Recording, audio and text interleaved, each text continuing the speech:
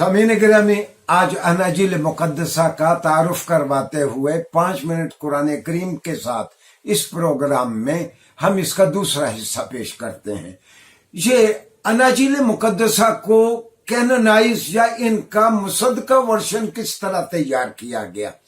ये king James ने, बरतानिया के किंग जेम्स ने 1604 में बहुत सारे स्कॉलर उलमा की, कहते हैं कि कुछ 70 से ज्यादा स्कॉलर्स को उसने बिठाया और उसने हजरत ईसा पे उतरने वाली वही और उससे पहली वहियों को, जो पहली वहियां थी उनको हम ओल्ड टेस्टामेंट कहते हैं, हजरत ईसा अलैहिस्सलाम पे जो वही उतरी उसको न्यू टेस्टामेंट कहते हैं। तो ओल्ड टेस्टामेंट और न्यू टेस्टामेंट को उसने 1604 में तहरीर करवाया और 1611 को उसने शाया किया। लेकिन मैं अर्ज करूं कि एक बहुत बड़ा फ्रांसीसी मुफक्किर है वोल्टायर, उर्दू में लिखते हुए लोग इसको वॉल्टियर लिखते हैं, वाओ अलिफ लाम टे जे रे, वॉल्टियर। वोल्टायर इसका सही तलफ्फुज है। ये ड्रामा निगार था और मसीही था और मसीही मरा। ये 1779 ईस्वी में ये फौत हुआ फ्रांस में। इसका कहना यह है कि एक जमाने में हमारी ईसाई दुनिया में कमो बेश 70-72 के करीब अनाजील थी। खैर, उनमें से एक अजीबोगरीब अंदाज में इन 4 का इंतखाब किया गया या 5 का इंतखाब किया गया। नाज़रीन गिरामी, आप हैरान होंगे कि ये तो कैनोनाइज हो गई 4 या 5 बाइबल्स, अनाजील। जो बाकी थी उनको एपोक्राइफल यानी गैर मुसद्दका मसीही लिटरेचर का नाम दिया गया। एपोक्राइफल लिटरेचर का नाम उसको दिया गया। और ये एपोक्राइफल जो इस वक्त भी हमारे पास मौजूद है, आप हैरान होंगे कि इन अनाजील में और उनमें कितना फर्क है। हजरत ईसा अलैहिस्सलाम के बारे में इस एपोक्राइफल में कई अनाजील में लिखा है कि he was not a son of God. कई अनाजील में लिखा है he was spiritual son of God. वो अल्लाह के रूहानी बेटे थे, असल बेटे नहीं थे। आप हैरान होंगे कि कई अनाजील में लिखा है he was directly begotten son of God.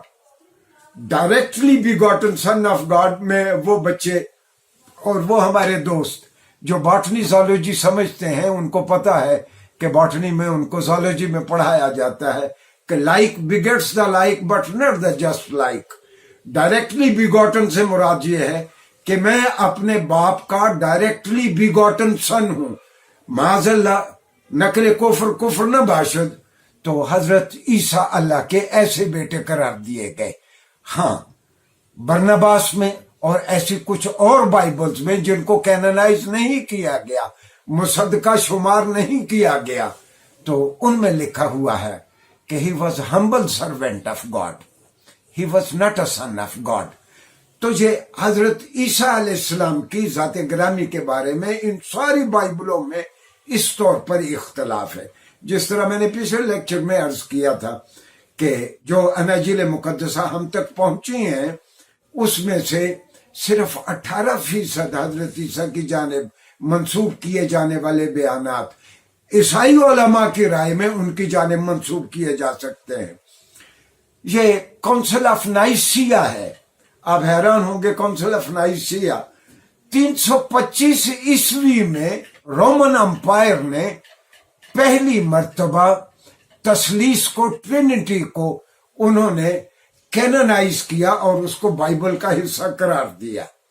तसलीस को हजरत ईसा के उठाए जाने के तकरीबन 300 साल बाद या 295 साल बाद तसलीस का नजरिया ईसाइयत में शामिल किया गया। फिर रोमन अंपायर ने 381 में बाकायदा तौर पर ईसाइयत को अपना सरकारी मजहब करार दे दिया। उसके बाद 450 में, 535 में, 787 में बार बार ये मीटिंग्स होती रहीं और वो बाइबल का फैसला करते रहे। अब हैरान होंगे कि बाइबल ही के प्रोलॉग में और उसके मुकदमे में वो लिखते हैं کہ 1931 میں بھی 1931 تک بھی انجیل مقدس کے کئی نئے نسخے ملے ہیں۔ میں آخری بات یہ کہوں گا، اور رسول اللہ صلی اللہ علیہ وسلم نے ہجرت کے 8ویں 9ویں سال آپ نے سیزر کو روم میں ایک خط لکھا، من محمد رسول اللہ صلی اللہ علیہ وسلم الی ہرقل عظیم روم، کہ ہرقل روم کے نام محمد صلی اللہ علیہ وسلم کی جانب سے، سلام علی من اتبع الہدی، اس پہ سلامتی جو ہدایت کو مان لے۔ رسول اللہ صلی اللہ علیہ وسلم نے اس کو لکھا اسلم تسلم، تم اگر اسلام قبول کر لو تو اللہ تجھ پہ انعام کرے گا، تم بھی بچ جاؤ گے، اور اگر تم اسلام قبول نہیں کرو گے تو تیرا جرم بھی تیری گردن پہ ہوگا، اور اکاریجین کا اور اساسی جین کا جرم بھی تیری گردن پہ ہوگا۔ اس کا مطلب یہ ہے کہ 325 میں جب رومن امپائر نے تثلیث کو سرکاری مذہب کے طور پر اختیار کر لیا تو رومن امپائر یہ ظلم کرتی تھی، جو تثلیث نہیں مانتا تھا اس کو قابل گردن زدنی قرار دے دیا جاتا تھا، اس کو قتل کر دیا جاتا تھا۔ ہاں، رسول اللہ صلی اللہ علیہ وسلم کے زمانے تک آپ کو خبریں ملتی تھی کہ رومن امپائر اور اس کے زیر نگی علاقوں میں بہت سارے لوگ ہیں جو ابھی تک توحید کی جانب مائل ہیں، لہذا رسول اللہ صلی اللہ علیہ وسلم ہرقل روم کو، سیزر کو لکھتے ہیں، اگر تم ایمان نہ لائے تو تیرا گناہ بھی تیری گردن پہ ہوگا، اور عوام الناس جو ابھی تک توحید کے قائل ہیں ان کا گناہ بھی تیری گردن پر ہوگا۔ تو ہمارے مسیحی دوستوں کو بھی یہ دعویٰ نہیں ہے کہ یہ کتاب عین اسی طرح محفوظ ہے جس طرح حضرت عیسیٰ علیہ السلام پہ اتاری گئی تھی۔ شکریہ جی۔